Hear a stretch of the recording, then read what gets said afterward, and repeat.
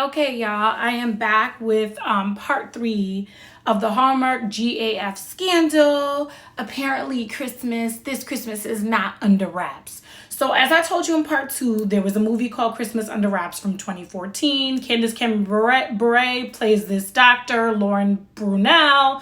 And she comes and she does a residency in Garland, Alaska. It's only supposed to be temporary until something opens up. But in the movie, something opens up and then she still chooses to stay in Garland because she finds out that she loves Andy.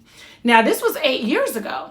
Since Miss X Countdown to Christmas left Hallmark decided somebody in their writer's room, and I want to shake this person's hand, decided we are going to throw shade at Candace Cameron Bure. We are going to do a sequel 8 years later to Christmas Under Wraps, and we're going to call it A Cozy Christmas In.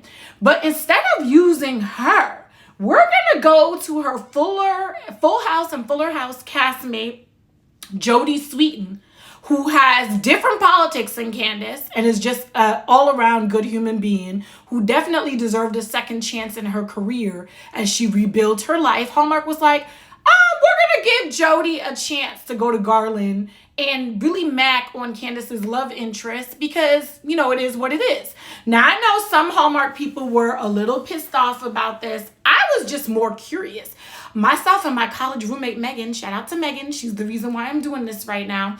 We were just very curious where Hallmark is going, but we were also like, somebody at Hallmark knows what the word shade is because this is throwing shade. Like, y'all are going to send Jodie to finish up what Candace didn't finish up. Now, I know I've heard some of the critiques. Some people were mad that Jodie was being sent to Garland and supposedly Lauren and Andy ended up happily ever after. The way they crafted Dr. Lauren Brunel, she was a very ambitious character.